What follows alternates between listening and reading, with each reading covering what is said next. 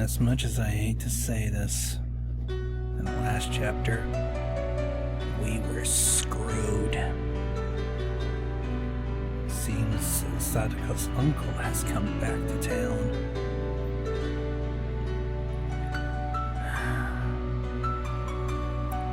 And now those happy days are long gone.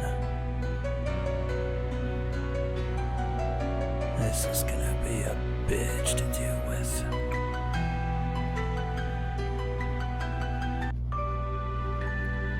I get home and take a shower to wash off the sweat of the day.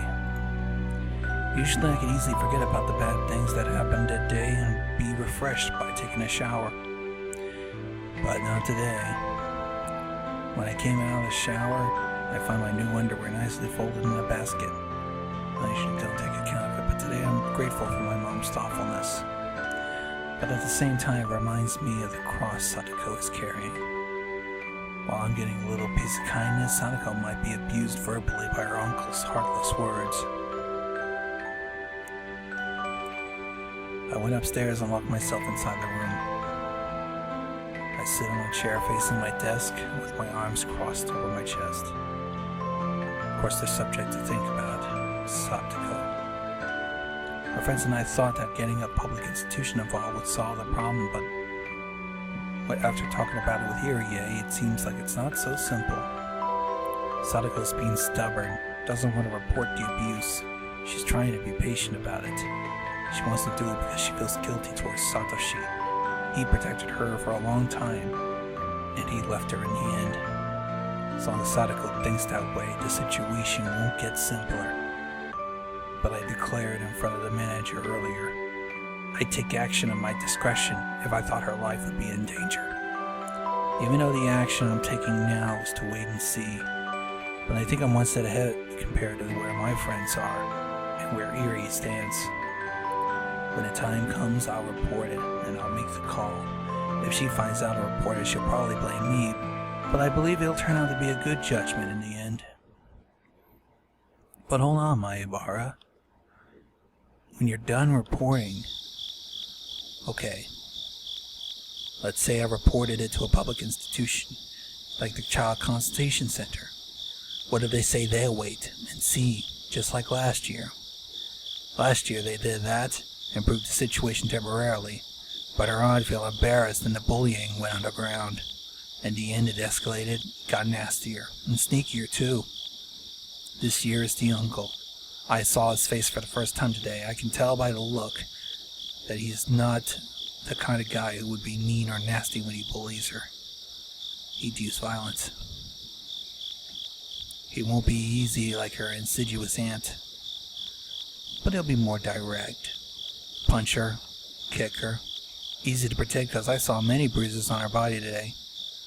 You're not thinking it through again, aren't you, Keiichi? Reporting with strong determination won't mean anything unless it really saves her. All it'll do is it'll just be a method. It's dangerous to depend on it. We'll have to secure the safety of Satoko. I scratch my head and lean backwards to cool down my mind. I remember the conversation I had with friends. I'm embarrassed that I didn't notice until Rena told me. Yep, the house is big. A lot bigger than many of the thatched houses of Inamizawa. There's some empty rooms too. I never thought I was rich, but never thought I was poor either. I didn't accept the fact because I didn't want everybody to think I'm snobbish. But I'd like to think my family could be rich. There's some empty rooms that Satoko can use. Guest room's always empty, except when my dad's work-related people come to stay. There's some rooms that Dad uses for storage, but they'd be decent rooms if we cleaned them up. Cost of food, it might be more severe than I think. Lunch has to be managed. My friends and I can put just a little extra food in our lunchbox. We share anyway, it's work. Breakfast and dinner, I'll have to ask my mom for help. Need to persuade her, and it'll be more difficult than asking my parents to lend her a room. I don't think it'll be easy either, though. How much would it cost for one person to eat for a month? 20,000 yen a month, maybe? If I pray for it, will my parents let her stay? I have 20,000 yen in the piggy bank. I have more, but parents took it away, put it into my installment time deposit. If I had the money, it should be enough. I could ask for Mion and Rena. That'll depend on them, of course. Rena already scolded me about it. Told me not to dump issues onto others. I'll just simply ask for help. But I'll be helping Satoko by myself. I think I can do this. But there are more things to worry about than the cost of food. There are more things that are involved with daily life. Bathroom, laundry. Mom's very strict about saving and wasting. I mentioned the money of a detergent Satoko will use to wash her clothes, and etc. More than just the cost of food that I have to think about. I'll need money. Maibara, when did you get the idea that money could solve the problem? Even if you have enough, you need to get permission from your parents. It's not going to be easy to get their permission to get a girl stay for such a long time. What am I going to tell them? Oh, Keiichi, you should know there's no chance you can easily persuade them. Let's say I can make them listen seriously, but I'll know they'll tell me to call the police. Let's say I could get their sympathy, then. Even then I'll know they'll ask me why would we have to take the burden. It's very sad and frustrating, but determination can't go on. Determination ain't gonna solve it. Obviously, nobody had watched Undertale. Why are kids so helpless? I'm frustrated. I thought my determination was stronger than anyone else's. I thought it was stronger than Irie's, but... Somebody's knocking on the door. Must be my mom. Are you awake? I've been calling for you for dinner. Oh, I'll be there. It's not right to say something like this because I live off my parents, but dinner is made while I'm sitting in a chair like this. Nothing special about it, and it's my parents' responsibility. But I realize a simple thing like this can be a privilege. I know now it's very difficult to give that privilege to others. The simple, usual dinner today has more meaning. Food for 3, for me and my parents. So difficult to add food for another. Thing, Maibara. If it's difficult to make it for 4, I should think about having the food for 3 with 4. By thinking from a different angle, I get a wild idea from nowhere. I don't have to ask permission for parents. I can hide her and let her live here with me. It's possible to sneak into my room from the window by climbing up through the roof. First floor from outside, walk through on gutter. Should be easy for Satoko to do it. She has better physical ability than I do. I didn't think about this before, but hiding her from her uncle is an essential condition. This plan to let Satoko hide and live in my room will start from the day the public institution decides to do the wait and see. Her uncle will continue to be her guardian in that case. If he finds out she's staying at my house under such circumstances, he'll definitely come by and take her back home. He's her official guardian, and my parents will have to give her up. It has to be a secret that she stays here. It's better to have my parents' cooperation, but they're always saying, cheat your friend first. Maybe I should go with the idea of hiding her in my room rather than the unrealistic idea of persuading the parents. When I'm here, she can stay in my room on the 2nd floor in silence. The problem is what happens during the day. She's hiding from her uncle. She shouldn't go to school. Better that way, even though she might be lonely. I can teach her myself. I do teach my underclassmates. It shouldn't be a problem. During the day, I have to go to school and I won't be at home. My parents give me privacy because I'm a teenager. They don't even come into my room during my absence. Well, hopefully they don't. As long as she stays in my room, it should be okay. Even if my parents decide to come into my room, she will notice in advance by the footsteps on the stairs because my room is on the 2nd floor. She'll have some time, a few seconds maybe, before my parents reach to the top of the stairs. She can hide in a closet. Wait, there's a contradiction. What about her lunch? Ah, shit. I can leave her my lunch. I'll go to school without lunch and ask friends to put extra food in their lunch so they can share theirs with me. That could work. Do I still have any other contradictions? What about breakfast and dinner? We'll skip breakfast. People often sleep until noon on the weekends and eat twice a day. That shouldn't be a problem. As for dinner, I'll tell my parents that I have an increased appetite and get an extra large helping. Part of that I can take upstairs so Satoko can have it. As a test, I stand up from my chair with a plate of baked fish on my head. What's wrong? You have to sit down. Yeah, I know. I just feel like eating in a different place tonight. Can I eat in my room? You'll make a mess. You'll have to eat on the dinner table. Okay. They didn't let me take a plate of baked fish. Impossible to take food from the table without them noticing. But it's worth taking time to think about it. There's gotta be a way to play them a trick like magic. Even if I can't come up with an idea now, I might get some tomorrow. I started losing my appetite, so I finished dinner and went back to my room. I changed gears and think about it from Satoko's point of view. Let's say Mom's coming up the stairs right now. I need to hide. I open the closet. It rattles. It doesn't open smoothly. It usually opens without a problem. Why not now? Is my house defective? Is it getting old? Or do I need to oil the hinges? Wax, maybe? The noise is small, but it still leaves me concerned as she might never give a slight indication of her presence. But I can deal with the problem. I just need to improve it so as to not make any more noises. Okay, let's say I can open the closet smoothly and get in there. My futon is always on the floor. There's no reason for my mom to open the closet. She might find a reason to open it. I need to make some kind of camouflage so that my mom wouldn't notice anything if she opens it. But the more I add to the closet, the less time Satoko will have to hide inside. That means there's a higher chance for my mom to notice the presence of Satoko by the noises. All of a sudden, I need to go to the bathroom. Wait. Now that I know my toilet is actually very crucial. There's only one bathroom, it's on the first floor.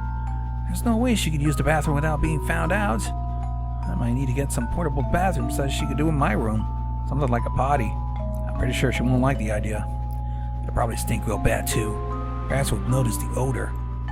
Taking showers isn't a problem, on the other hand. She could do it while my parents are gone. But she has to use the bathroom when she needs to go. If she has a stomachache while my parents are walking around on the first floor, she can't wait. She'll have to go right away. I'm scratching my head hard. I'm sitting down in the dark closet, holding my knees too close to my chest.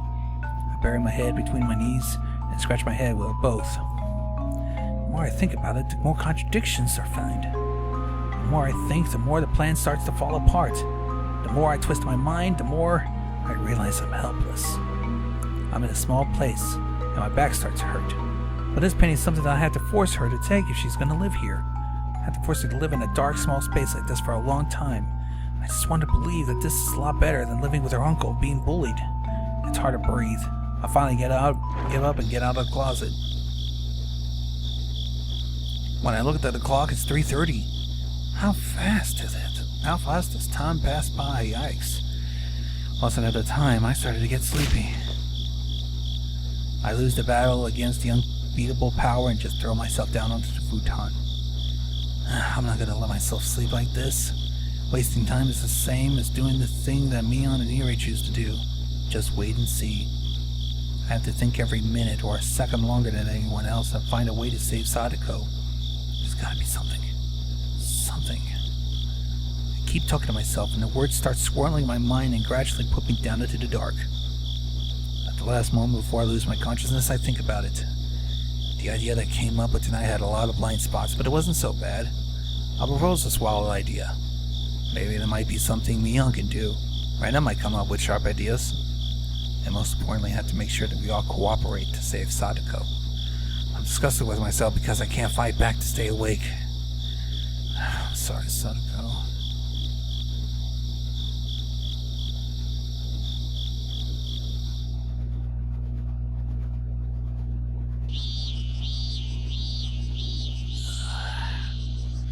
I looked at the ceiling warily.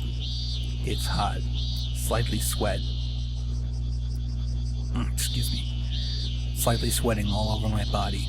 Cry at the cicadas echoing in my room. A slight headache. Today's not Sunday, is it? Today's a weekday. I should be waking up. I jump out. It's a few minutes before 10. I'm late. Mom's gonna get mad at me if I don't go downstairs with a sleepy face. But I gotta go downstairs sooner later. I checked today's schedule and put the books in my bag. I changed my clothes quickly and ran downstairs. My parents aren't here. They probably went somewhere. So this is probably what happened. In the morning, my mom tried to wake me up, but I went back to sleep. My parents thought I already went to school and they left the house or something like that. I went to the front door to see it's locked. My guess is right. Just want to make sure my guess is right. Once I know my parents are gone, I don't feel like rushing to go to school. Breakfast for one left on the table. Must be mine. Cup of milk is lukewarm. Last night I cried because I couldn't come up with an idea to get this food for Satoko. It's not just about food. It's beyond my capability to take Satoko under my care alone. I didn't know how hard it was to save a person. On TV and magazines, I've seen and heard that phrase, "I'm gonna save my friend, I could do it." Many times I heard that. I think it sounds very soothing, and I like it. That's what I say to save Satoko, because I want to feel like I was one of them heroes in the TV and the magazines. I didn't say it because of that though, but because I didn't want to believe that it's an adult way of thinking to think that reality is cruel and we can't do anything but wait and see. I wonder if Satoko's coming to school. But I soon realized that the question means nothing. Whether or not she comes, the situation she's in doesn't change. If I could save her and no one else can either, what we can do is nothing but to pray for a miracle. We're so helpless. I hesitantly put my shoes on and get out of the house with a vague aim. That is, to go to school. I've only overslept for 2 or 3 hours, but I feel like the sunshiny air is totally different from this usual morning. It should be different because you can't call it a morning around 10 a.m. I don't feel like taking the same way to school. I should say I don't feel like taking the shortest route to school, even though I have to go to school eventually. To put it in a positive way of saying it, I just want to get some time to walk alone and think. I have to go to school eventually, because I need to confirm the safety of Satoko, but I haven't come up with any ideas yet. Since last night, I have none. That's why I take the opposite direction from school. If I go in this direction, I'll pass by Rena's house on the dam side. It'll be a long roundabout way. I calculate how long it'll take to school on that route. Satisfied, I start walking. I've been to the dam site several times before with Rena. A part of the site became a place where people would dump waste illegally. Rena loves to do some treasure hunting there. She would be a normal girl if she didn't have to do that. There are some other weird things she does, but let's not get into that.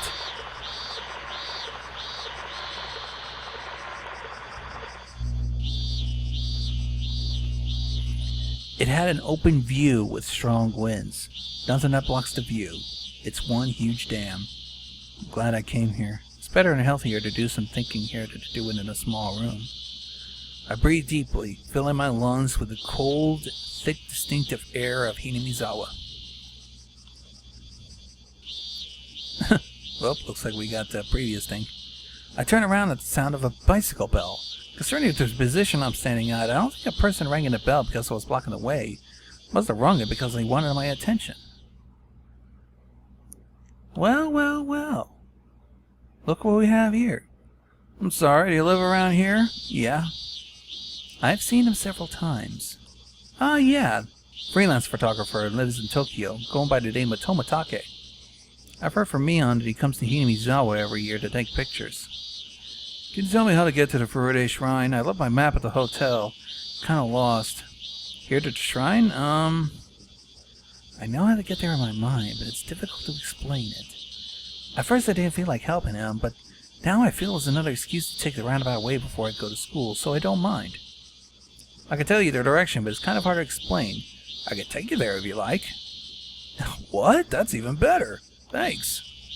But are you sure aren't you in the middle of something? He finally notices that I'm a student and it's inappropriate for me to be here at a time like this. I told him not to worry. I turned my back on him and we're walking towards the Furude Shrine. He hurriedly turns his bicycle around and follows me.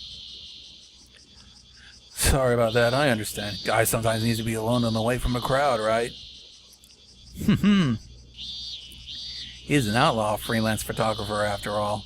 Seems like he understands the situation, and it made me feel at ease. I'm Tomatake, freelance photographer. I specialize in wild birds and landscapes. I'm sadly not famous yet.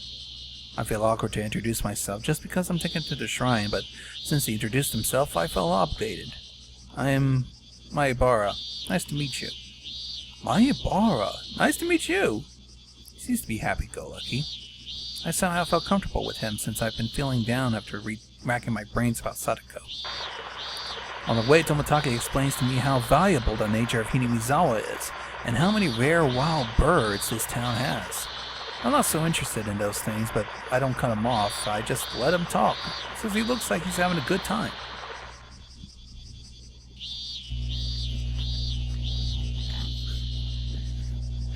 Alright, up those stone steps. You'll see the shrine. Thanks. You saved the day.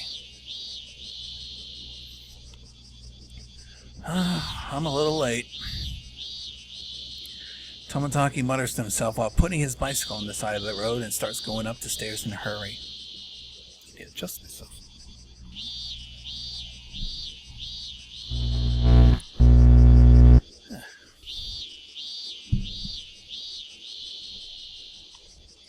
I don't have a watch, but my stomach clock tells me it's a little before noon.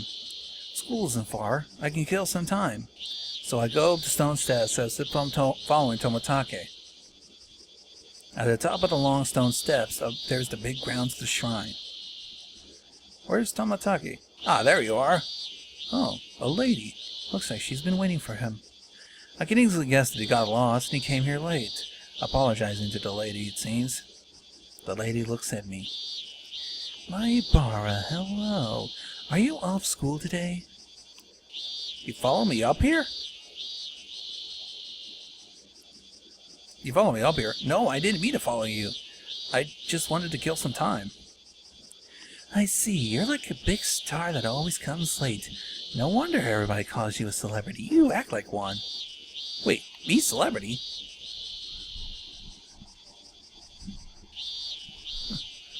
But then again, she does know my name. Kind of strange. Should be. I'm really interested in knowing why people think I'm a celebrity.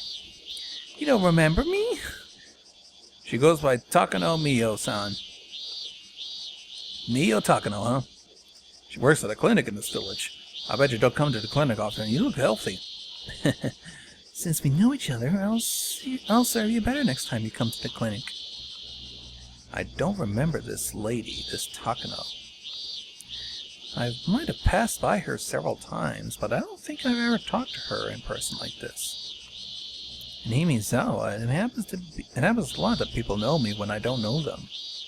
I noticed that Takano also had a camera with her. You a photographer? You two work together?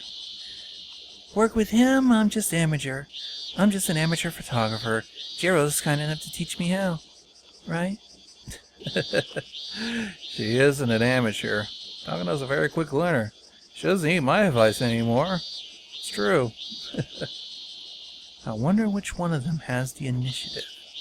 Must be fun to watch them together. We'll have the festival the day after tomorrow. I hope I can take many good pictures this year. I'm going to start taking pictures for the setup for tomorrow. You can capture the energy of the festival from the scenery and preparation as well.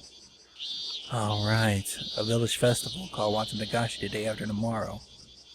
A festival to thank Oyashiro-sama and to protect and to pray for his soul by piling up a bunch of old futons, huh? I'm impressed, Maibara. You learned a lot in a short period of time. Uh-huh. A festival to thank the deity of Hinamizawa. Takano can giggle, but he doesn't tell me the part of the festival that she's giggling about. You really are something else. Anyway, what's going on? I wonder what's going to happen this year. Never two without a third, and it happened 4 times already. How can you be sure it won't happen for the 5th time? I know what they're talking about. On the day of the festival, someone dies mysteriously by the curse of Oyashiro, and someone else gets demoned away. The mysterious phenomenon occurs for 4 years in a row. We're gonna have the Watanagashi again the day after tomorrow. Oyashiro curses the enemies of the village.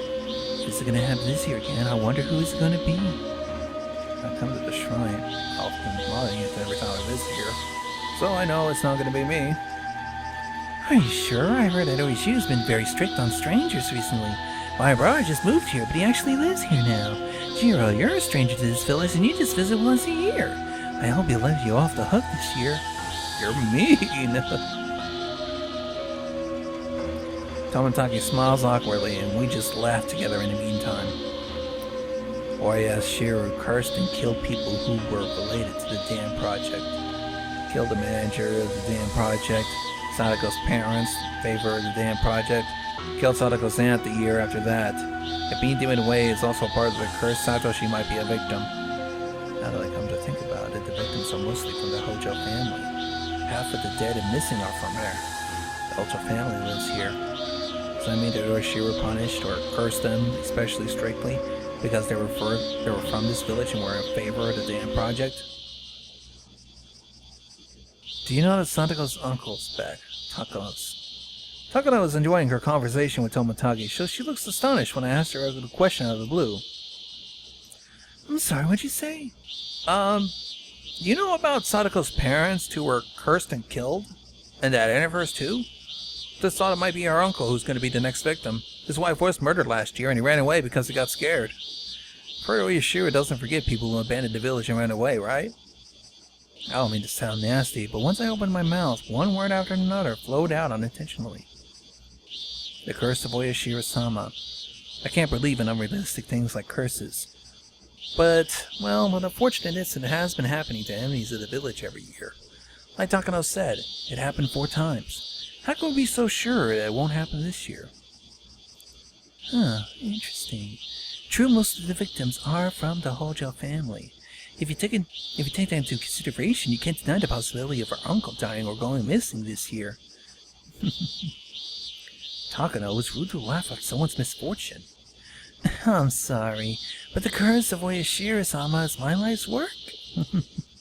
She had a mysterious but intelligent kind of atmosphere. Her life's work itself is very mysterious. I bet she loves mysterious paranormal phenomena and those kinds of things. You seem to know many things about this curse. Tell me, how great of a possibility would you say there is that Hojo's uncle would be the next victim? What's going on? You sound like you want to get him killed. Not true. I don't know. It totally depends on the deity's capriciousness. I'm gonna have to look that word up. My Bard, do you know who Santa Claus really is? They sell Claus.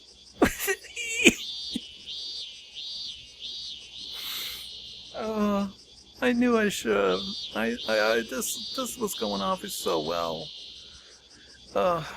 Man. Fan translations. She asked me a crazy question, and I'm kind of stunned. You don't know? It's your daddy. Everybody's daddy. Oh. Well, I didn't know what you meant. Well, I know that everything is a human's act after all. It's a world where only humans exist. Every phenomenon can be reduced to humans. I didn't mean to sound crazy, but it seems like Takano actually liked my answer much. It's rare to see a guy your age understand things like that. You're absolutely right. Every phenomenon that occurs in the human world is caused by humans of their own conveniences. So, I'll ask you this again. But it's not Santa Claus. It's Oyashiro. Can you tell me what the curse of Oyashiro-sama really is? Do we really have to run through that shit again? Takano takes one step closer to me and asks me the question while looking straight in my eyes. If Santa Claus is one's parents, and if companies purposely propagate the legend in order to make money in the Christmas season, what really is the curse of Oyashiro? What? You just told me. There are only humans in this world. Every phenomenon can be reduced to humans. Hey, Baro, don't tell anybody about this, okay? Takano thinks the series of the mysterious deaths is not the curse of Oyashiro-sama, but a string of murders perpetrated by humans. She thinks that some of the people in this village are doing it, basing it on some kind of ritual. Don't get me wrong. My life's work is to study doctrines, ideologies, and cultures of an ethical point of view. I'm not interested in who killed who, so thinking. I lost, but at least I know she's talking about an outrageous thing. If I portray her statement as a meal, it's like she's shoving a plate food into my mouth like she'll do to a duck. To understand my theory, you need to go all the way back to ancient times, when Himimizawa was Onikafuchi. They were mountain hermits who believed to be half human and half demon, because they believed they exchanged their blood with demons. Takano started talking, leaning forward like this was her thing. Tomotaki notices that I'm taking it back. He just kind of cuts in. Takano, I think it's too detailed for my borrowed to take. I mean, look. He's stunned. Really? Let me know when you... Let me now! Jesus. I was supposed to be serious, but unfortunately, this the errors. I mean, 2 in 1 recording? Have I ever encountered such a thing like this before? Please let me know whenever you want to know more. So many weird stories that boys your age would love. Thank you very much, I'll let you know. I just declined her offer nicely. Takano looks a little upset as Tomotaki cut in. It is an interesting story for sure. The course of Oyashiru. Another that I think it's an unnatural phenomenon. It's probably a series of murders people of this village committed. It wouldn't make sense by most definition. People can't be cursed and die. Someone's killing them with an analogy from a curse. It's better to not seek who did it. You sound like you know who did. You have no evidence, but you have certainty, don't you? What do you think? I just guess without reasons. Can't believe a person like her who loves to do nothing but study and research can stop seeking the murderer just because it's better not to. She must enjoy something like walking on the edges of deep risk and taboos. You better stop there, Mayabara. I just helped you out of the story, but you're going right back into it. I wanted to walk around the shrine while the temperature was cool. He looked upset because he couldn't have the date he planned with her. My fault because I sparked a conversation of Oyashiru. But I had something I wanted to ask her. That is whether Satoko will be chosen as the next victim. If he is, a miracle is about to happen like last year. We'll have another scary incident and Satoko will be free again from the unfortunate situation. Well, I have a hunch about who might be involved. Once you study the history of Onikafuchi, you'll see the undeniable conclusion. And? Where am I going with the deal with the answer? I ask myself, but I can't reply. You're very curious. What are you gonna do after you know who it is?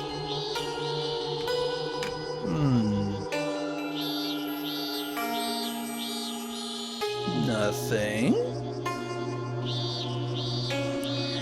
Once you know who it is, you might be in danger. It might be you who will be cursed this year.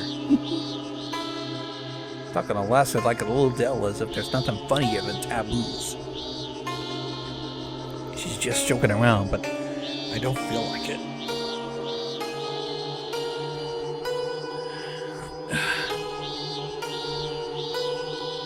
It's like 2:45 in the morning. Ugh.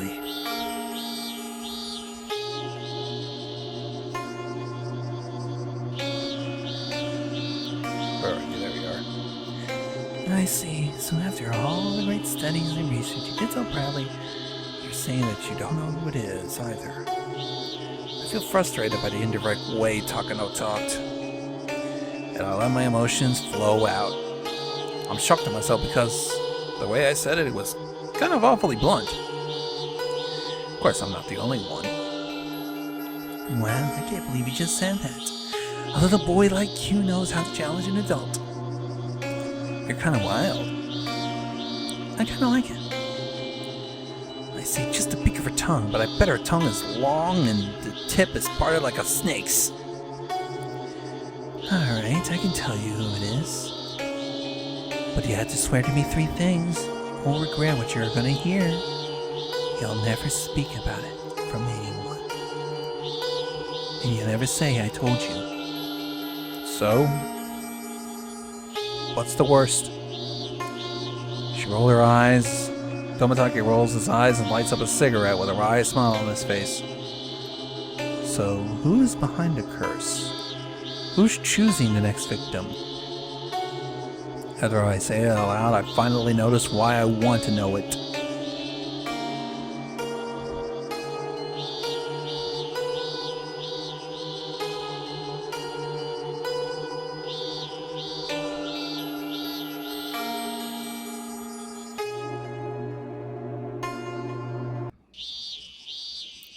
Many of the classmates are playing in the schoolyard.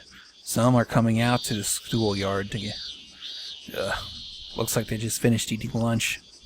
I came to school exactly as planned. My bar, you alright? Some girls notice me and come running towards me. They look worried.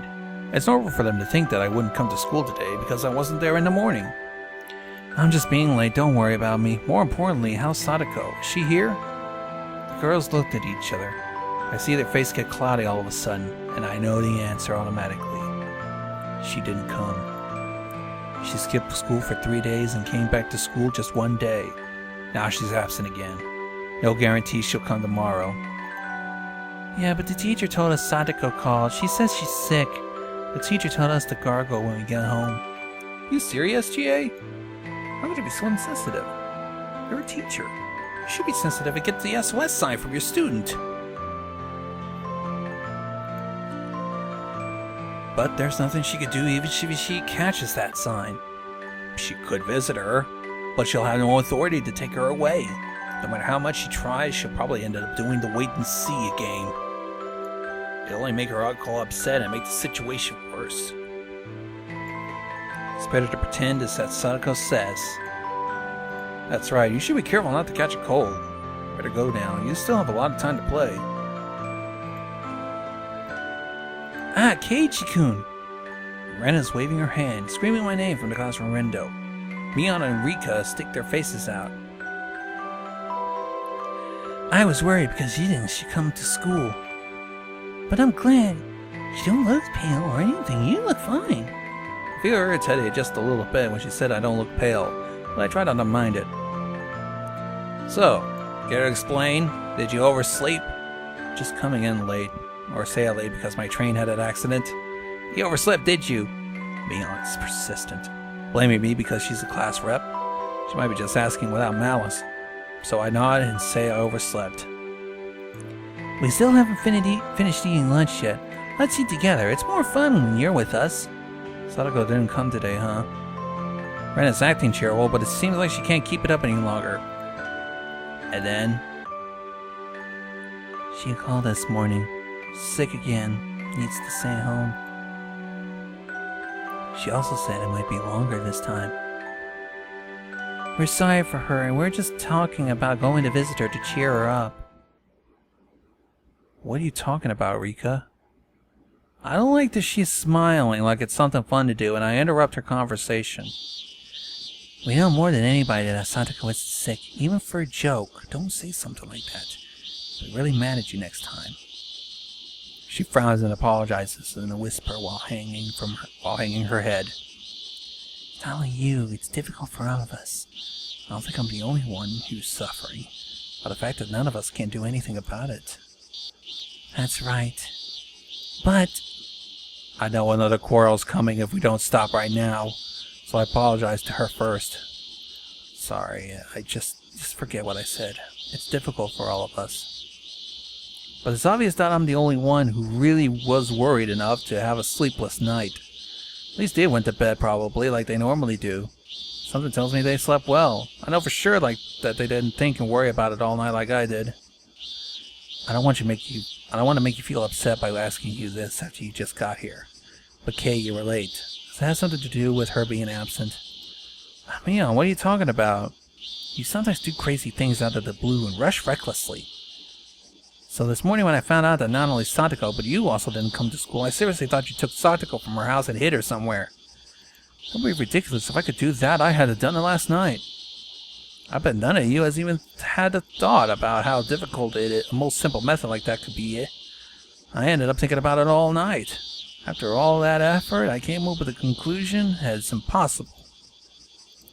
Don't be stupid, it's not as easy to harbor a person. That's right, I'm sorry. Sorry if I made you feel bad. Oh, don't worry. Anyway, let's eat. I'm starting to get hungry. So, I took my lunchbox from my bag. I freed up a seat to sit down. Might I borrow? You just came in? We were just about to eat and the teacher comes in. Yeah, I'm sorry if I'm late. I overslept. Uh-oh. Even the teacher is looking at me rather suspiciously. After you eat your lunch, we'll need to talk. Come to the teacher's office with the class rep. I assume it's about Satoko. That's all she said, and she leaves the classroom. We don't need to eat lunch. Let's go, Mion. Yeah, might as well. We look at each other and leave the table. I think it's about her. Gotta be. She says she's sick. We all know something's not true. I think the teacher has thought about it too. She says they finally gave up on me because I keep pretending I know nothing. Rika didn't tell the teacher anything because she thought telling her the truth would only make the situation complicated. Or does she know that Satoko is trying to be patient with her uncle's abuse because she sees it as a test until her brother comes back home? So, what are we going to do? Should we have a joint? I think we should have a joint opinion. What do you want to do, Rika? Rika is closest to Satoko. No matter how proud I am to be Satoko's Nini, Rika is the one who has spent the most time with her. That's why I think I should respect her opinion the most. I know the reason why Satoko's trying to be patient with her uncle's abuse. Everyone looked surprised and looked at me. She used to cry and hide behind her brother whenever things were bullied, and she thinks that her brother went away because of her. Who told you that? The manager, right? Thinks Satoko's trying to see to the end because she believes her brother will come back. But her patience is totally irrelevant to her brother coming back. It's sad for Satoko, but that's reality. Everyone nods. Everyone's thinking about the same thing. Satoko won't be happy if someone tries to help her. She wants to suffer through the situation alone. But is it the right thing to do, to respect her opinion? I personally don't think so. Even if it means she'll be hating me for a while, I believe there's a time when we have to help her regardless. I think the time should be now. I tell everyone that I went to her house yesterday and told her about what I saw and felt. So you think we should talk, right? Only after we know for sure that Satoko will be protected by reporting to a public institution. Without it, we might put her in danger. It is difficult. Think we can make sure by talking to Chie? I don't know, but it's worth trying. Rika raises her hand. I'll leave it up to you, Keiichi. You're sure, Rika? He seriously thinks about Satoko more than any of us. If he judges now at the time to talk, I agree with him. Thanks. You okay with that, you two? Mion hesitated to nod for a while. But Rena nods strongly, and Mion nods as well with determination. Alright, let's go, Mion. Yep.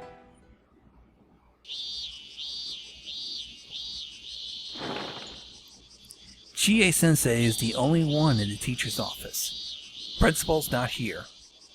On the schedule board, it says training, going home directly from there. Principal has too strong a sense of justice, but Satoko's problem can't be solved by sense, so I guess it's lucky that he's not here now. Chie notices me and Mion, puts a lid on a curry box and stops eating. Take a seat. She told us to sit on a pair of reception chairs in front of the principal's desk. Last time I sat on a chair was when I had to go through the procedure of transferring to school. We both sit in the chairs close to each other. Chie sits in front of us with a pen and notebook. Maribara, you missed the morning classes. What happened? I overslept. You sure? Why would I lie to you? I feel certain now. She's going to be talking about Satoko. I think you two already know about this, but your friend has been absent the past few days. Neither Mion or I nod. Chie doesn't seem to care. Do you know anything about it? Some students are gossiping about bad things.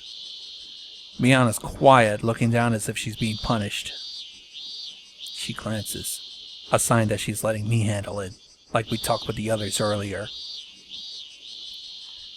Class rep, Maebara, I'm not mad at you. I'm asking you to tell me if you knew anything.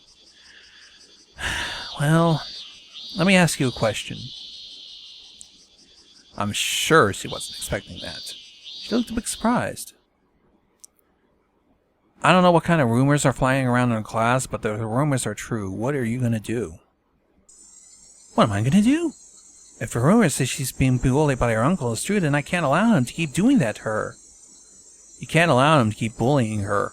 But what exactly? Fury's in her eyes. I guess I got scrappy. Maebara, I'm talking seriously. Me too. I'm very serious. Just please answer. If the bullying's true, what exactly is going to be done? She breathes slowly for a few seconds and then opens her mouth. First of all, I'll visit her house to confirm the situation. You might be yelled at by her uncle and turned away. Let's say you meet her uncle. What will happen? I'll ask him the truth. If I can confirm the bullying, I'll supervise the situation. Yeah, you might as well just cut the crap. What exactly? Even though I'm getting scrappy, she holds back the emotions and calmly listens. A great teacher. A great teacher who really cares about her students. But she has the power nor authority to save Satoko. She could run out of control with her sense of justice and will make the situation worse. She crosses her arms and keeps quiet for a while. When she opens her eyes, she looks sharper. There is a law called the Child Welfare Act. That law doesn't allow any abuse towards any children. Okay. I'm going to report that to the Child Consultation Center in this prefecture. You just told me I might be turned away by her uncle, but if the child welfare worker can bring a policeman... But a child welfare worker can bring a policeman if that's necessary. They never yell to his intimidation. How many days does it take from reporting and applying it on the paper to have the welfare worker go and help her? Same day. Their job is to secure the safety of children immediately. Okay. But that's only when they recognize urgency, right? If they don't, they'll just supervise the situation and wait and see, like you do. They'll just wait and see. They'll only make her uncle mad. Probably leave Satoko with him and nothing will happen. Hey, calm down. I'm only telling the truth, and you know this was that exactly happened last year. Worker came from the Child Consultation Center, and what happened? You two should know more than I do. I know I have to cool down. I'm being reckless, and once again, I'm going out of control. And I'm losing my shit over another error. I was only going to tell Chie-sensei after I confirmed that she can save Satoko, but what I'm doing now is the same as already telling her everything. Chie looks like a clock, stands up, and takes the phone on the principal's office. Hello, can you connect me to 3455? Are you sure? Do you think it'll work? It's too late. She already knows the truth. What I could do now is just pray. Hello, I'm Chie. I'm a teacher from Hinamizawa School. I'd like to talk to Mr. Watanabe in the console office. Yes, I have an emergency situation. I need to talk to my principal right away. Yes. Please tell him it's an emergency.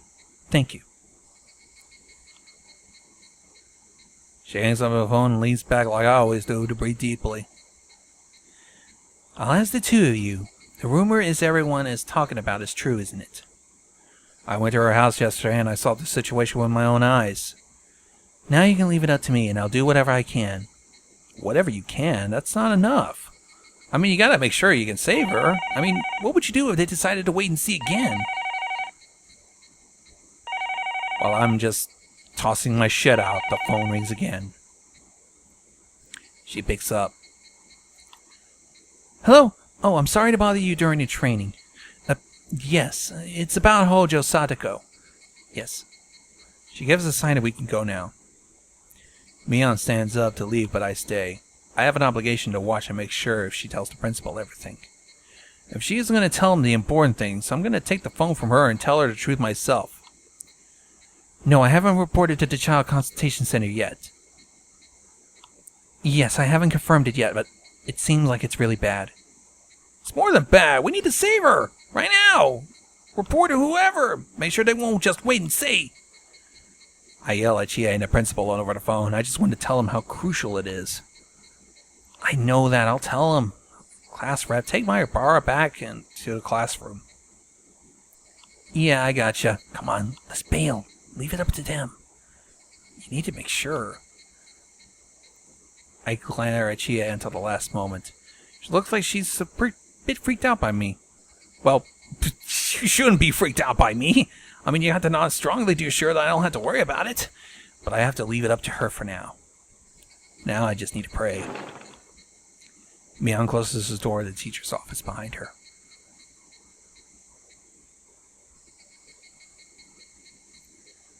I feel like we should keep on going with this. Probably keep on going with the next chapter.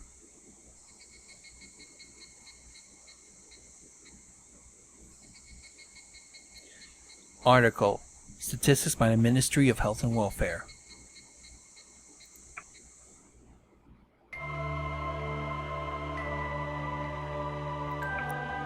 And this article goes, let's take a look quietly. I might have to skip this because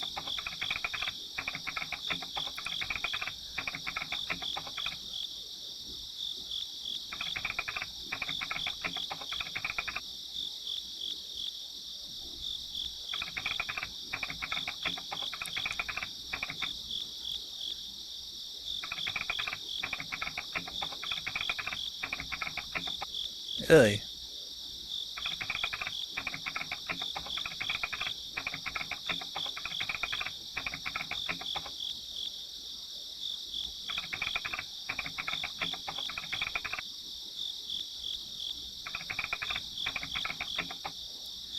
Basically, I don't think we probably would include this because you can look it up. It goes by, it should be the same for most states and nations.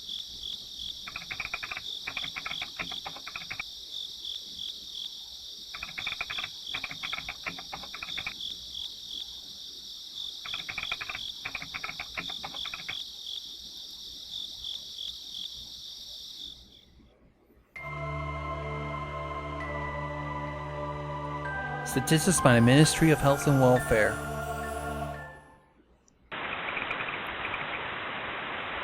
Censored year of Showa. Demographic of child abusers as reported by the Ministry of Health and Welfare. Total number of cases 5,352. Biological mother 2,943. Stepmother 203. Biological father 1,445. Stepfather 488. So the biological mother will take up 55% of cases. Stepmother would take 3.8% of the cases. Biological father will take 27%, and the stepfather would take 9.1%. So normally it'd be by the biological mother.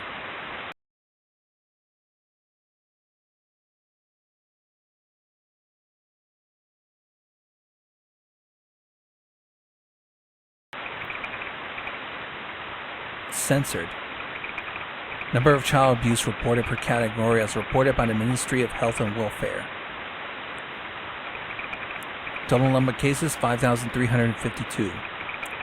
Physical violence 2,780.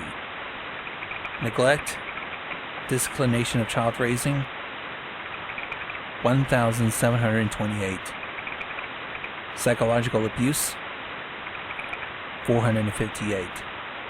So physical takes up 51.9%. Neglect goes 32.3%, and psychological is 8.6%. Deprivation of schooling 75. Sexual molestation 311.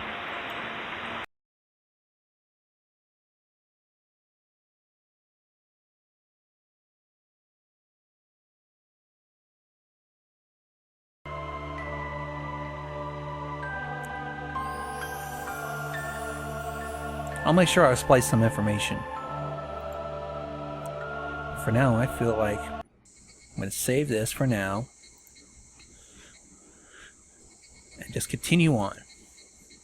Let's continue with the next chapter. Let's put a double in here.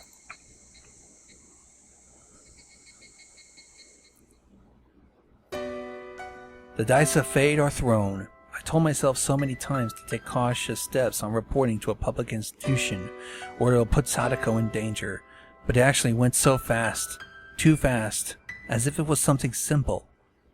Did I let my feelings take control and fail, or should I have just kept quiet and let Mion handle it, because she looked very calm the whole time? I remember what Satoko told me about when we took the punishment to tout bad things about Curry. Just to keep my mouth shut and let her handle the situation or things can go bad. Satoko was probably right about that. I acted impulsively, so I should have kept quietly, but it was too late for regrets. The dice you throw won't come back to your hand. What I could do now is pray that the dice will roll in my favor. Keiichi, you did everything you could. Let's leave it to them, okay? I did everything I could. If I really tried like hell, I would have taken Satoko last night and hid her in an abandoned warehouse. But I didn't even do that. That means I didn't do anything I could. Let's not think about it. Keiichi, you're pushing yourself too hard. You doing that, you'll get as sick as Satoko. Leave me alone, that's all I told her. And I looked up to the ceiling. Did I tell Chie everything? I wonder if public institution will get involved properly and solve all the problems by the end of the day. I wonder if the abuse will be recognized by them, and if they provide protection to her. The classes after lunch were mostly self-study. Chie was in and out of the classroom because she had many phone calls and talked for a long time in the teacher's office. Everyone in class seemed to be vaguely aware of what the phone calls were about. Chie comes back to the classroom in a hurry. I'm very sorry about the phone calls. Today's class is over. Class rep, please. All rise. Chie still had a concerned look on her face, just like she did when we talked during lunch. Her look doesn't ease the anxiety. But I don't blame her. No matter how perfectly she understood the situation and how passionately she conveys it, it's all up to the Child Consultation Center, whether they provide protection for her or not. She knows it too well. And that's why she can't help to show her concern or... Oh god, I'm getting gassy. I don't know why. That's why she can't help to show her concerns on her face. Okay, let's go home. I don't think you can feel like doing club activity today. Mii-chan, it's not fun to do any club activities when someone is missing. Right, that's right. It's just not fun when someone's missing. I can go home at ease once Chie looks more confident. Can't rest assured yet. I can't be so naive as to say that all I can do now is pray because the dice are already thrown. Gotta do something in case they decided to wait and see and don't provide protection for her right away. We already asked the public institution for help. Now there's one more place that's worth asking. I don't know if the person will take it as a joke and laugh at me, or if I put my life in danger, but might as well give it a shot. Can I stop by your house today? You told me you have some comic books. Can I borrow some? Yeah, you can. She seemed to have noticed right away what my intention is by the way I asked her. The real intention is to have a talk with her alone. Mii-chan, Keiichi-kun, let's go home. Brenda's already pushed on her shoes and waved at us at the schoolyard. Mion's house is a huge place. The house itself looks a little old, but the garden and the size of property is huge. Makes sense when you consider that all her family is the biggest landowner. That her family is the biggest landowner in Himizawa. Mion leads me to the living room and makes her maid bring us a cup of tea. Huh, you really are rich. I didn't know you had a maid. It's only me and Grandma. I can't do everything myself. The maid tells us she's going home since it's 5, and she quietly leaves the room. She comes 2 or 3 times a week to help out my grandma and clean the house. We have 3 to 4 maids that come by in rotation, so we usually have someone here every day. But it's only until 5. We sometimes have more than one we have a party or need some extra help. Why don't you take charge of Satoko if you have money to hire? I glared at her, and it seems like Mion sensed what I was thinking. I'm sorry. It's okay. I know money itself isn't the solution.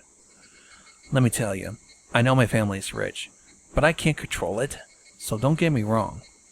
I guess I'm bullying her again. She's always been apologizing to me lately. Was Mion like this before? Or did I look that scary? So, what is it? Did you want to talk about something? I have a serious matter to talk to you about. You might be taken aback a little, but I appreciate it if you listen to me anyway. I'll give you your way out in advance. You don't have to admit anything, even if what I'm going to ask you is true. I just want you to listen to me all the way through. You're the next leader of one of the 3 families of Onikafuchi, and here's what I want to talk to you about. She seemed confused as to what I'm talking about, but she read sensitively when I said that she's the leader of one of the families. Who told you that? Irrelevant. I can't tell her that Takano told me about it. She told me that I never talked about it to anyone, but I'm sorry. It's the reason why I asked you about it. I'm surprised you know about Onikafuchi, and it seems like you know many things about me, and truths and untruths. Some truths and untruths might be just a misconception, but even if it is, I just want you to listen to me, that's all. And if the things I hear are true. No idea what you're about to say, but I'm about to tell you this before the start. You're gonna get it all wrong. I'd rather not listen to you. Even if I do, there won't be anything done. But if it makes you feel better, I'll just listen, and I'll only listen. It's not gonna happen, whatever you want. Okay? Okay. Mion seems to know what I'm gonna exactly talk about. It'll be a waste of time to talk about it. I agree. Because if the things I hear are true, the Sonozaki family might be the mastermind of the series of mysterious deaths that happen every year for the past 4 years. And where was this information before in the previous story arc?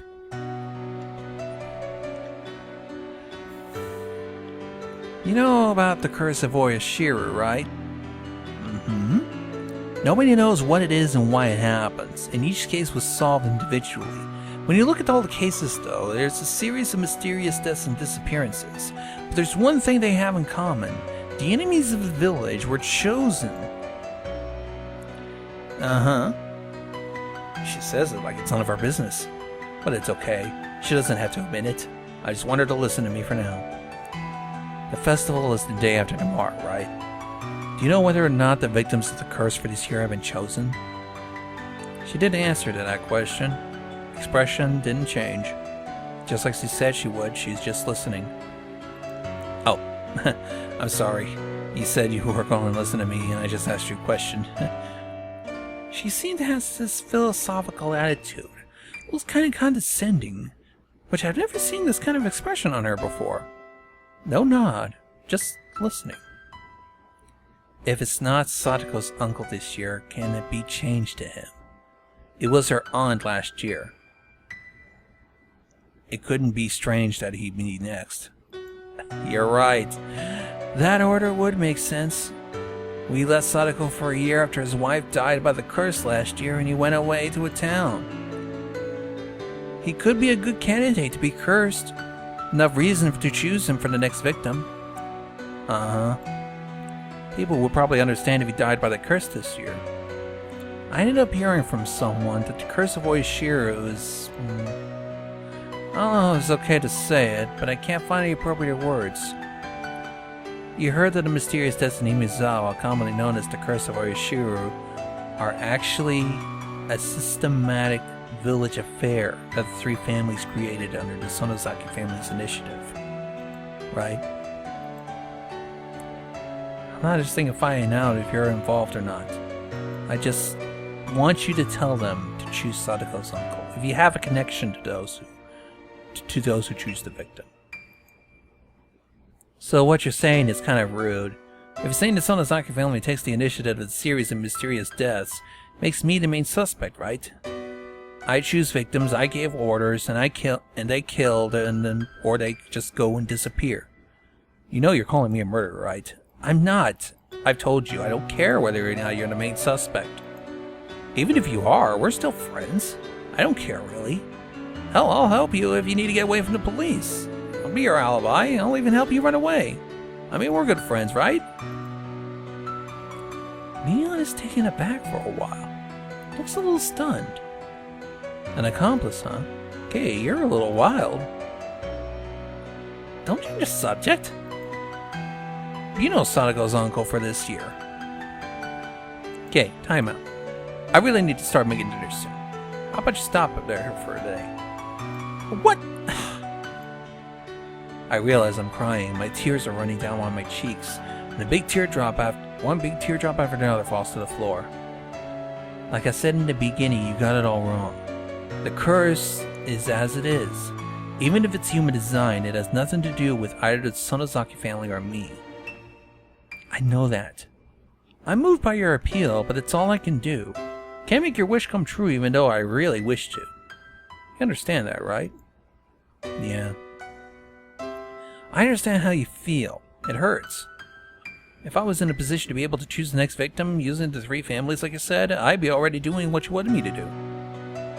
Mion? But I'm not in that position. I'm just Mion Sonozaki. Nobody else. There are in fact many bad rumors about the Sonozaki family. True that we were controlling Hinamizawa behind the scenes. We have nothing to do with the series of the mysterious deaths. We just used extreme action when we resisted the dam project, but that's about it. We never do things like killing people. Don't say sad things like that. Why don't you just nod for me for now, even if you don't mean it? Okay, look. Your choice to dream about something. You might be able to sleep well tonight if I nod for you for now, because then you'll be believing she'll be free the day after tomorrow. But unfortunately, Satoko's uncle will be living the day after tomorrow. He'll be staying next week, and the week after that. You're gonna have to brace yourself for that. I don't want you to be blamed by you for not killing her uncle the next day.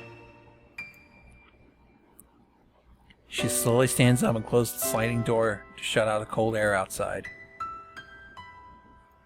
Is it Mio who told you about the rumors? She misunderstands all about Hinamizawa.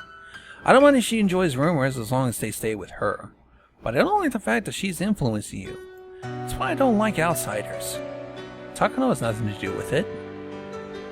Yeah, but you don't have to worry. Even if Mio was the one who told you, nothing is going to happen to her. It's not like she's going to be chosen for the next victim anyways. How can you be so sure that someone is going to be cursed this year again? There's just some serious unfortunate coincidences. Thank you for listening. If you had nothing to do with the series of deaths, I brought up such a hideous conversation. Sorry. You're right. You have to apologize.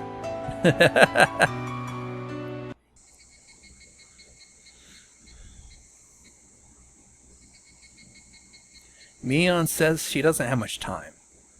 But she sends me off at the gate anyway. She had a meeting for the festival today with board members and members of the festival committee coming to her house. I came to her house on such a busy day, but she kindly listened. If there is a God, I'm sure your strong wish will reach him. I'm really sorry about the whole talk. Please forget about it. Yeah, I'll forget about it. Good. See you tomorrow. Bye. It was a very short time that I talked to Mion. I realized something while I was talking to her. The story I heard isn't a complete fabrication. If it had nothing to do with her family, Mion wouldn't have listened that seriously. She listened to me all the way to the end without making fun of it. And that's evidence, or at least I like to think so. I'm desperate for help.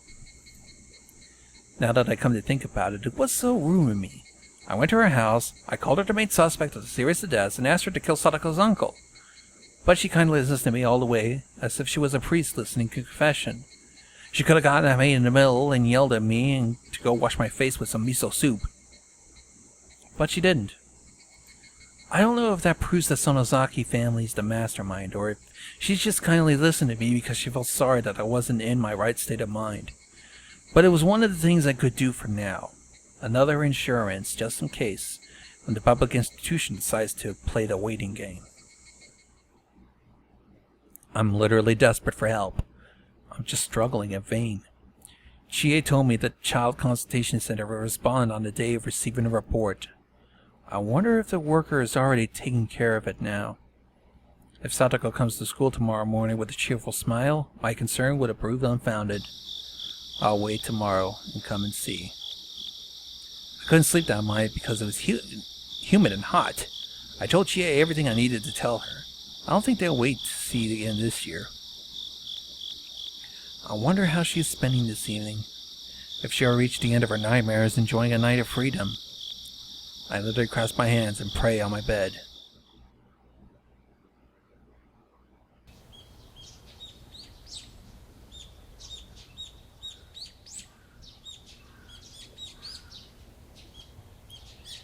Good morning, Keiichi. Hey. I was a bit worried you might oversleep today. Yesterday your mom told me that you already left for school, but you weren't at school. I thought you got a sunstroke and fainted somewhere on the way, and I got really worried. I know, I'm sorry for making you worry. What's up? Mii-chan, good morning. Wow, you smell like alcohol. You had a meeting with the members of the town assembly, didn't you? We called it a meeting, but it became a drinking party. The meeting is for the festival we do. We really don't have anything to discuss. Are you gonna have a preparation? Yeah, I have to greet many people on behalf of my grandma. And the festival starts when people are still preparing, you know? We greeted and talked like always. Mion seems to have literally forgotten about the hideous conversation. The more I think about it, the more I feel sorry that I had to say it to her. It was rude enough to deserve a yelling from her. Takano might be exaggerating the story a bit.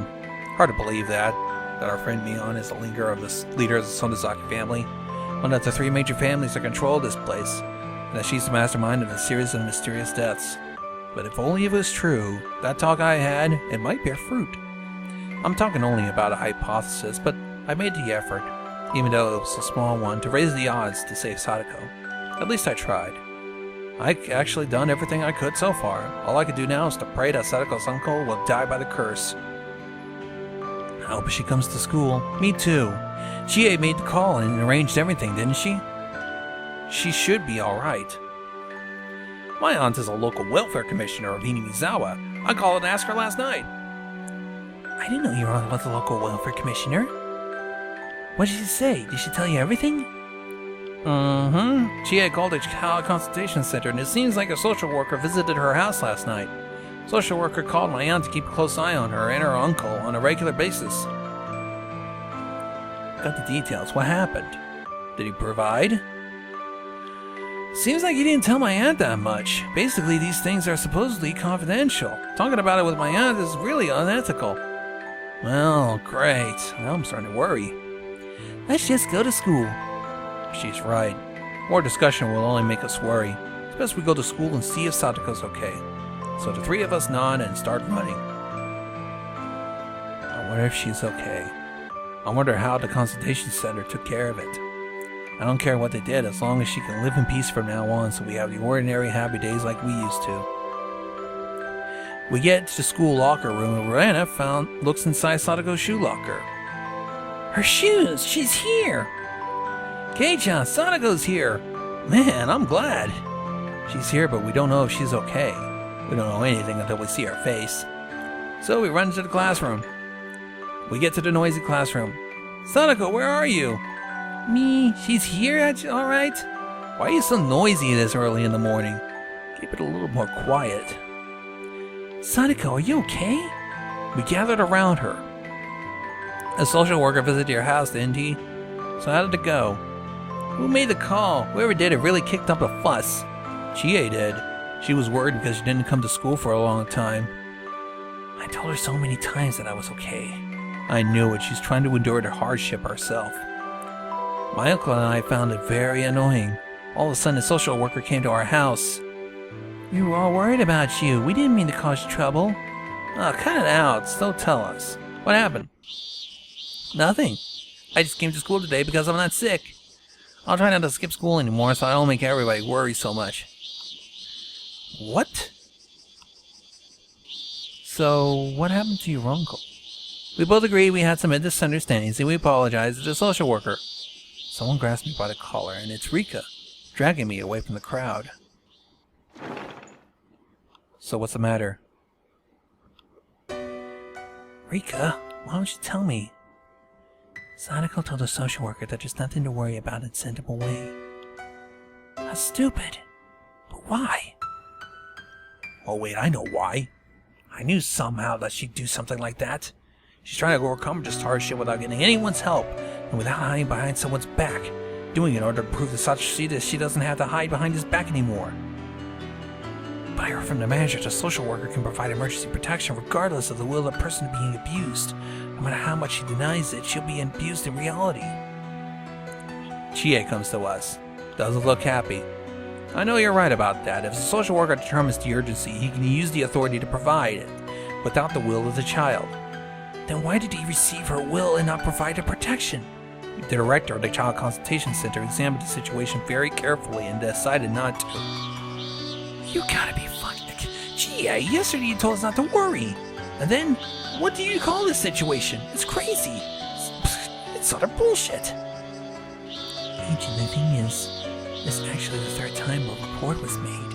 Other than this time, it happened twice before. Furude! She tried to stop her, but Rika goes on. Wait, twice? I know the winter before. You're saying the same thing happened before that? Satoko's father who passed away wasn't her real father. Wait, what? Rika? I think you're talking nonsense. I'm stunned. I don't understand. But it seems like it's very important. So, Satoko's mother got remarried. Satoko and Satoshi are her children by her former marriage, and he was their stepfather. Satoshi was a good boy who listened to his stepfather very well, but his father quickly accepted him and loved him very much. But Satoko was different. She was very defiant. She was mischievous. She lied a lot. Her stepfather didn't really like her. I still don't get it. It's not only her uncle and aunt that she didn't get along with. Satoko didn't have a good relationship with her stepfather. Her stepfather was nice to her at first. He must have tried to accept his new daughter. But the little girl didn't have any intention to try. She always behaved distantly towards him and never tried to open her heart to him. Lied to him on purpose and accept all the time just to cause trouble. At first he disciplined and punished her with love, but her love started to fade. I don't know much about it because I didn't live in Inamizawa at the time, but I heard about it for the first time on the phone last night. I heard that Satoko made up some stories about her stepfather's abuse and hurt herself in order to get rid of him. She called the Child Consultation Center for help. She hurt herself and made up stories? She made a phone call and lied about the abuse in order to get rid of her stepfather. So a social worker and a local welfare commissioner burst in and asked him what happened. Stepfather honestly apologized that he carried away a little too far, and agreed to be supervised. After many related institutions investigated the situation, they found that Satoko and his stepfather had some misunderstandings and miscommunications. More importantly, they found out that Satoko had an issue of her own, and that was her mother had lived with several boyfriends before she got remarried. Satoko had to live with at least 2 to 3 different men and called them daddy since she was little. Satoko gradually started to act up and then started to escalate. She made a mess while eating on purpose, then knocked plates over, eating through them. Broke neighbors' windows, she stole things, she put thumbtacks on the floor and sometimes set up a trap that could lead to serious injury. Traps weren't like cute ones, they were very serious. She often made up lies that were easily discovered. She was scolded every time, but she never stopped. Don't think that Satoko was a troubled child. It was self-defense behavior that she took to keep her mother from being taken away by strangers. A child psychologist from a public institution suggested that she did it to draw her mother's attention, and he saw that Satoko had a kind of mental damage from emotional trauma. He told her she needed counseling. Nobody knows if her emotional trauma was cured. So Satoko hurt herself and reported to her stepfather to get rid of him. But her stepfather did abuse Satoko, didn't he? Satoko made it all up. Her stepfather might have gotten a little emotional when he punished her, but it wasn't beyond ordinary. Satoko lied to get rid of her stepfather, but she was busted, and the people found out that it was Satoko who had issues. See, because of that incident, they decided to wait and see last time. They had the records at the Child Consultation Center, so that's why they considered the possibility of Satoko lying again, and decided to exercise caution before taking the big action. But that's what I don't get. They think Satoko might be lying this time again? They decided to wait and see again? They see her as the wolf, as the boy who cried wolf. An old tale about a boy who lied about a wolf and everyone stopped believing him. That's complete bull. It's not nothing to do with her past. What's sadly happening now is true, and that's all that matters. Satoko's being abused by her uncle. Why does the fact have to be bent by her past incident? Neither of them said anything back. A social worker visited her house yesterday to determine the situation carefully. Satoko denied the abuse, trying to best put on a fake smile. Of course she might have been threatened not to say anything to her uncle. But Satoko wanted to endure the hardship without getting any help. She wanted to wait for Satoshi to come back. So she denied the fact of the abuse. You're stupid, Satoko. Why are you doing this? Do you really think Satoshi will come back if you endure this? Stop doing that. He left you, and he hasn't come back. Might as well stop it now. Just stop enduring it. Forget everything we just talked about, you got it? I'll be mad if you tell others. She made extra sure and goes back to the teacher's office. Keiichi, don't pity Satoko. She's living her life as strongly as she can. I know that. She's our precious friend. She's still trying her best. Let's wait and with gentle patience. The social worker said he's going to visit her from now on. If it happens, he'll help her right away. After something terrible happens, right? I don't want to get scrappy, so I hold my tongue and go back in. So Mion and Reno are talking with Satoko, having a casual conversation. They're having fun just like before. If Satoko says she can endure it a little longer, should I just wait with her? Just like Rika? Why just stick on my nose where it isn't wanted?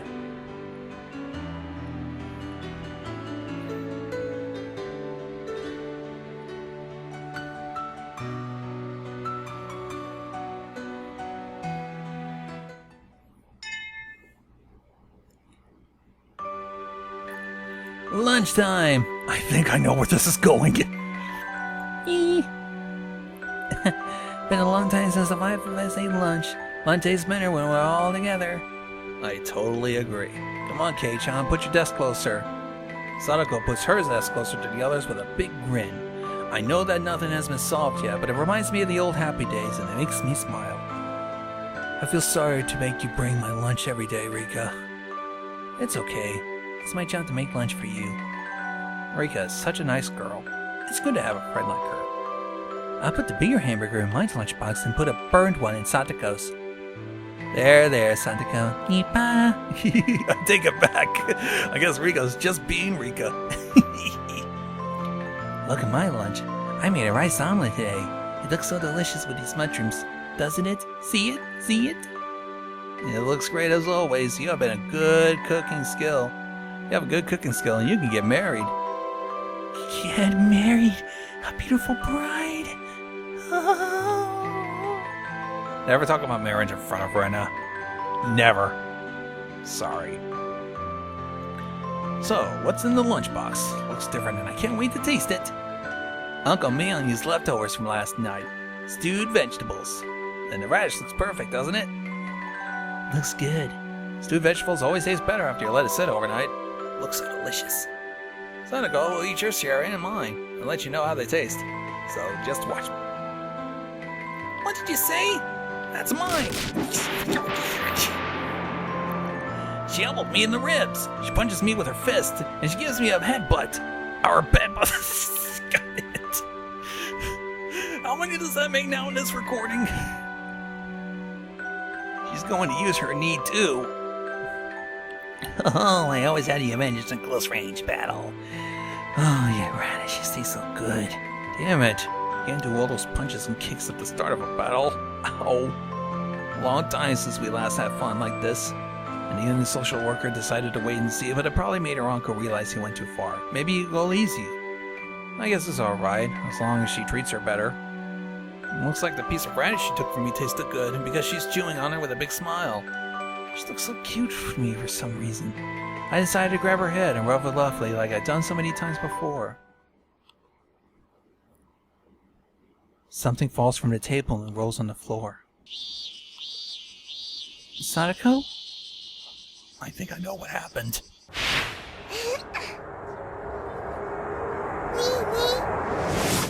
It happened so fast out of the blue. I didn't understand what just happened. The back of my head hurts. I rubbed Satoko's hand and she hit me. What's wrong, Satoko? She is scratching her head as if she had an itchy rash on her head. I don't know what just happened because it happened so fast. What's wrong? Satoko was sweating profusely. She's breathing unsteadily. She didn't like it when I rubbed her head. Why? I didn't know they didn't like to be rubbed. I slowly reached for her head. When the palm of my hand touches her head, I felt something like an electrical shock running through my hand, and Satoko roared.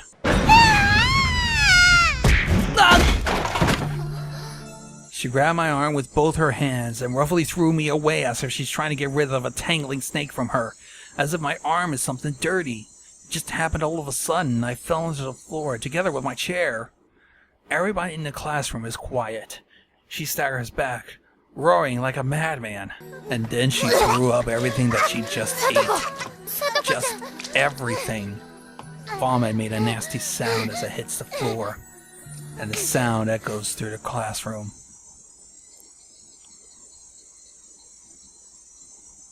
She just continued to scream. She forcefully pushes me away with both her hands. Again, I fell onto the floor. She takes a few steps back while roaring and covering her head with both her hands. She started waving both of her arms angrily. The classmates who are standing near her ran away from her. She grabs the lunch boxes on the table, chairs, whatever she sees, just throws them. Just snaps, keeps throwing one thing after another. Stop it! What's wrong with you? She just keeps screaming, as if Mion's words were hurting her. Nobody can approach her or say anything to her. They just gather on the opposite side of the classroom as she stands in one corner alone. The desks, the chairs, and the lunchboxes she knocked down are scattered on the floor around her. I can only hear her heavy breathing and the cry of the cicadas. I'm sorry. I think I might as well just splice that anime in there.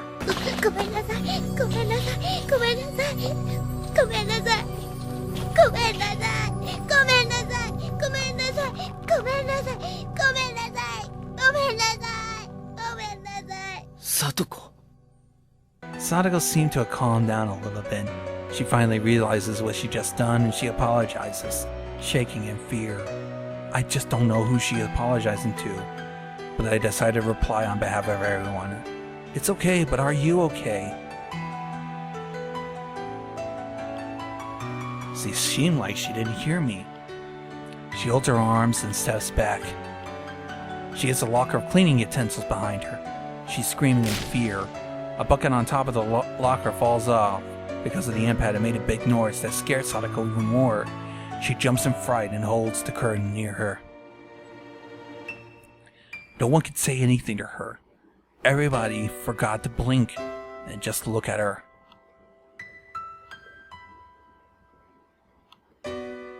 Satoko, what in the world is wrong with you? I get up and take a step from the crowd and walk closer. What happened to you?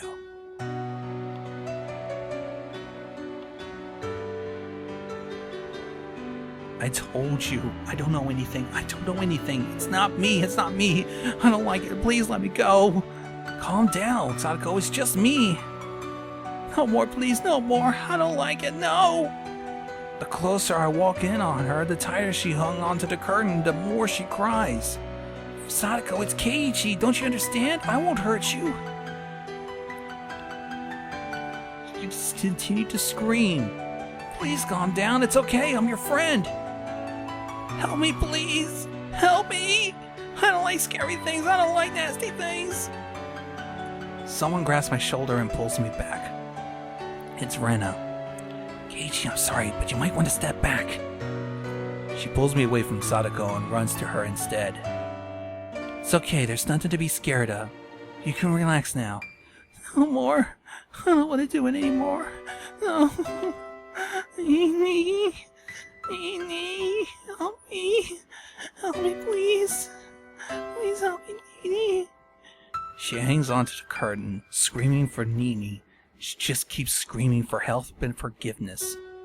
What in the hell is going on?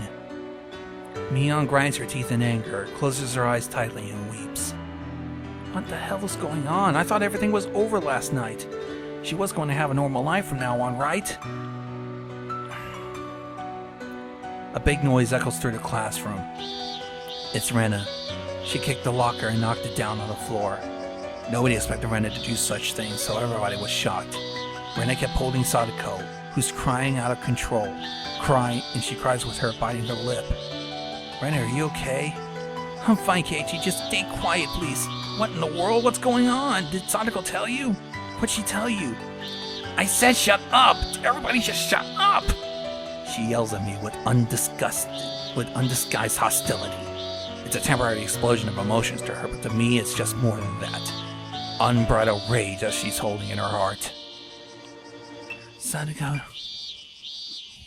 Oh no more. No. Please forgive me. Please forgive us. I couldn't do anything for you. Nini. I'm sorry. I'm so sorry. We couldn't do anything for you, so please forgive us. Rena's words made me feel as if the veins on the back of my head had turned to ashes. My vision gets blurry. It's gray. The world loses color. I thought I could save Satoko. I knew it was better to save her as soon as possible, but I never thought there was a time limit. I didn't think there would be a point after which it would be too late to save her. It was all a big mistake. I thought she might get hurt, but I never thought she'd break. It was a big difference. People can break. It's definitely wrong to even think that they can. I should have saved Satoko. I should have saved her before she broke. A crucial lack of awareness on my part brought us a day like this. Who's to blame? Obvious, isn't it? Me? No. Us? We had the obligation to save Satoko, but we were so neglected in our duties, we failed to do so. When I think that way, this is an inevitable consequence. Even if it didn't happen today, and it happened tomorrow, the day after tomorrow, or next week, we wouldn't have done anything until that day. This is the natural outcome. I lost strength in my legs and dropped onto my knees. Just like Mion and Rika were doing, I also closed my eyes and sobbed. What the hell's going on here? What happened? Chie comes in and frowns at the mess. The moment Satoko notices her, she changes dramatically. She wiped her face with the curtain and smiles as if nothing happened. Hojo, what's going on? I just got into a fight with Rena. We got a little crazy, didn't we? Rena didn't nod, but if that's what Satoko wants, that's why Rena will give her. So she nods reluctantly. The rest of us can't quite understand Satoko's sudden change. We just remain stunned. Just a little prank, and all of you fell for it. She will probably keep faking until Chie buys it, but for what? Why do this, when her heart is torn so much? You asked Nini for help, didn't you? But Satoshi isn't coming back. He's not going to come back to save you. You can't be that optimistic. You don't have to wait for him. You can cry, you can ask for help. Fuck. We're so helpless, she mutters under breath. The phrase that has been torturing me. When I heard that cursed phrase, my entire body just cools down. My emotions drain out of me in an instant.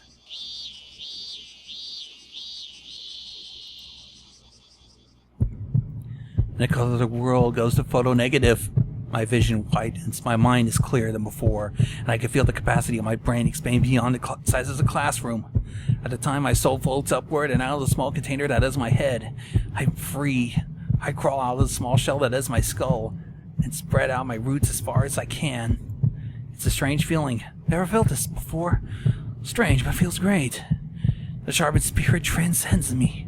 My mind is now sharper than a knife, and insistently determines it is a waste of time to be crushed by sadness.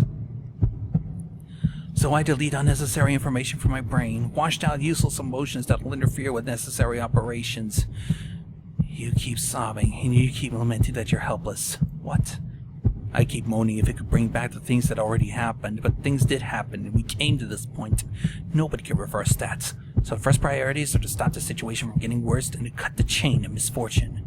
Until the day that the range of my thinking was unbelievably narrow. I only thought that I had to save Satoko in order to save her. I didn't realize the most basic, absolute, and direct way to save her, which was to remove the root of their misfortune. I did realize that yesterday. but I relied on the curse of Oyashiro and didn't think about doing it on my own. I'm going to kill her uncle.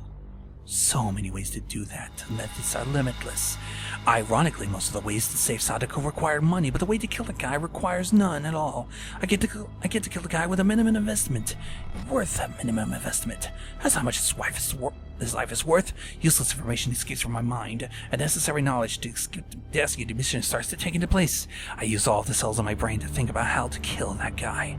It actually doesn't matter how to kill him, as long as it will kill him and I can make it fast. I'm open to anything. If I can add one condition to it, I like to not get caught. Killing him is just an action in order to get peaceful times back for Satoko and the rest of us. If I get arrested for killing him, it won't bring peace back to all. He'll disappear and we'll get to old happy days back. That is the goal. That's the definite goal. I'm gonna kill him no matter what, but I can't leave evidence. They contradict each other.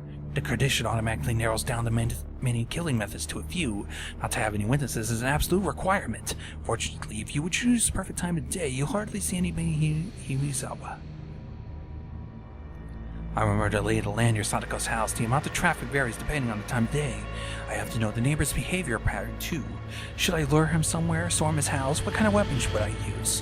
When and where? The place must be somewhere that I would leave no trace of my presence. The time of day must be as soon as possible in the interest of Satoko's safety. This is so stupid. Now that I come to think about it, I realize how easy it is. If you don't mind leaving evidence, it's actually so easily anybody can do it. But usually reason stops you. It tells you that you're going to get caught. In the end, the only deterrent against the thought of murder is being arrested by the police, which is stupid. If they were in the middle of the ocean and knew that they'd leave no evidence whatsoever, anyone can push someone they hate into the ocean. Too easy if I'm going to kill him. I'll leave this room right now, take a metal bat from the schoolyard, and just beat him. 25 minutes to get there. I'll kill him in 150 seconds. Well, no. 1,500 seconds. I know how insignificant his life is. He's just a guy who could be eliminated from this world in 1,500 seconds with determination. Once I determine to do it, he only has 1,500 seconds to live. If I run to his house, he'll live less than a minute, but the guy will be alive. He abused Satoko physically and mentally, and he still lives at this moment. Why? Because I let him live. I allowed him to live. He is still alive. If I don't anymore, he'll have to leave this world in 1,500 seconds. Why would I want to let him breathe in this world for another 1,500 seconds? I'll revoke his privilege right now. You should be thanking me that he could live another day, but I actually need more than that time, because my mission isn't only to kill him, but to bring back the peaceful days we used to have. Only his existence will disappear completely from this world. No murderer will be found. I'll completely forget that I just got my hands dirty from a guy like him, just like I easily forgot to brush my teeth before I go to sleep. I'll let him have more than 1,500 seconds to live. I'll let him live just like he'll live until yesterday is a special case, but that's only until I come up with a perfect plan to kill him. But Keiichi, you can't waste time on this shit. I know. I'll kill him as soon as possible. I'll erase him from this world. I won't take too long to come up with a plan. Remember, we have the festival tomorrow. His wife died on the night of the festival last year. She was beaten to death by a psycho. That's right, the perfect candidate to die on the night of the festival. Oh, Oyashiro. You're to protect the deity, but you didn't protect Satoko. Your choice to curse her family for the damn project, but you made Satoko's life miserable, even though she had nothing to do with it. I will disqualify you to be the protective deity of Higurashi. You're pretty much fucking useless, so why don't you stay in the back of the shrine this year? Yeah, first of all this didn't have to happen if you cursed and killed her uncle and her aunt last year. It's not your place to choose the victim this year. I'll do it. I'm no longer going to depend on the three families that might or might not control the series of mysterious deaths. I'll be the oracle and conduct the curse. So you just sit there and you fucking watch this year. You just shut the hell up and watch me do my shit. I'm going to kill him and I'll make him disappear from this world. You will be disappearing. He should disappear. And he should fucking die. I'll tear his heart up just like he did to Satoko. He'll be paying for his crime with his own fucking blood.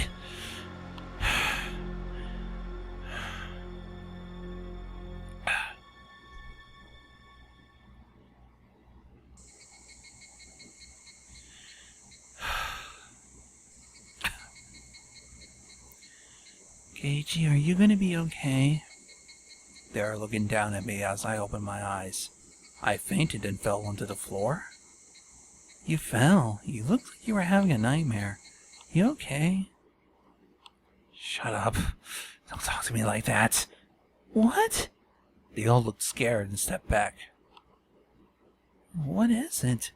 They look at each other and look confused. Was that your voice? Of course it was. She gasps again and opens her mouth. Just now, you look very scary. Really? Just the angle of the light, I guess. Must be ridiculous. It wasn't the light. I'd never seen those eyes before. They're scared of me too much recently. You're my bar, right? What the hell are you talking about? Who would I look like other than myself? Seems that the look on my face shows my irritation more than words. She notices and apologizes. Sorry, please don't mind it. It's time to end the life of a miserable little fucking cunt. Well, not today. That little thing got me running dry. We'll take a look at the tips. We're going to conclude. The next time I record, hopefully it'll be the time we get to end the life of one pointless sack of flesh.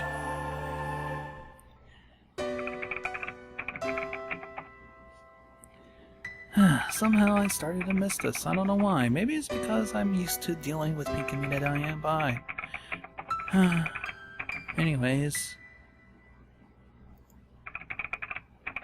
I'm gonna let this go on. I need a drink.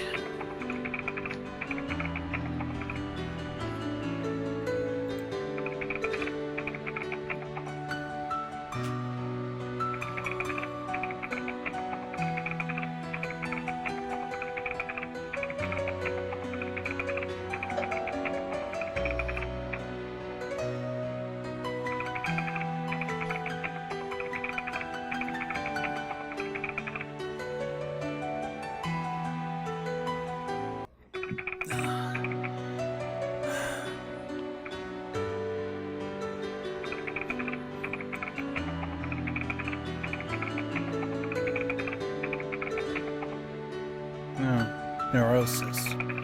That explains things.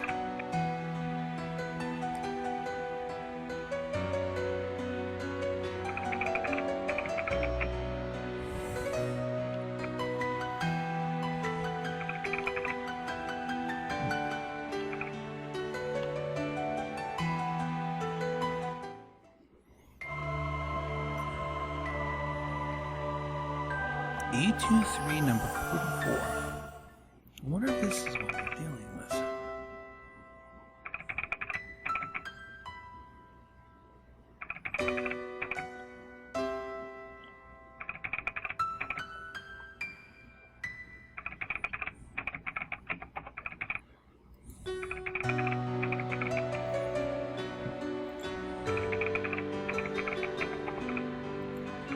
I wonder if I scared the people when I went a little bit crazy back there. I'm not sure if I'll be cutting this out or not, but